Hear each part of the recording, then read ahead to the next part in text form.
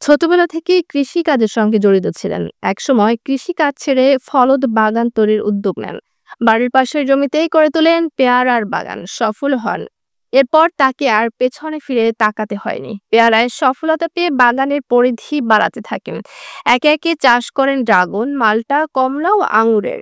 মাল্টার বাগানে নতুন করে রোপণ করাচ্ছেন পেয়ারা ও আম গাছের চারা। বাগানের উত্তর দিকে পলিনেট হাউসে চাষ করছেন বিষমুক্ত সবজির।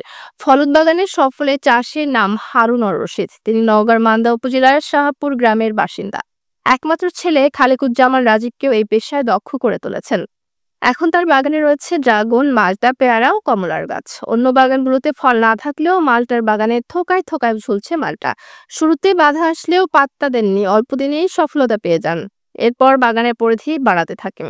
বর্তমানে এই চাষির ৮ বিঘা জমিতে রয়েছে বিভিন্ন প্রজাতির ফলদ বাগান। বর্তমানে ৩ বিঘা জমিতে ড্রাগনের বাগান রয়েছে। শুধু এই বাগান থেকে এবছর ৮,৮২,০০০ টাকার ফল বিক্রি করেছেন। দাম কম না হলে বিক্রির পরিমাণ আরো বেশি হতো। এছাড়া ১ বিঘা ১৫ কাঠা জমিতে মাল্টা, ২ বিঘা জমিতে কমলা ও ১ বিঘা জমিতে পেয়ারার বাগান গড়ে তুলেছেন।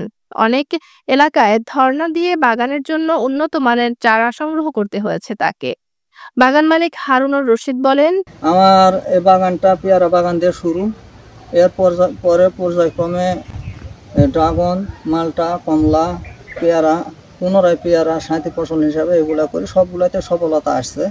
তার পরবর্তীতে আমি টিভি এবং ইন্টারনেট দেখার পর এই পলিনেট হাউসের সন্ধান পাই এবং কৃষি অফিসের সঙ্গে যোগাযোগ করে কৃষি অফিস থেকে একটা পলিনেট হাউস পাই এবং সেটাতেও মোটামুটি সফলতা আসছে আর কি।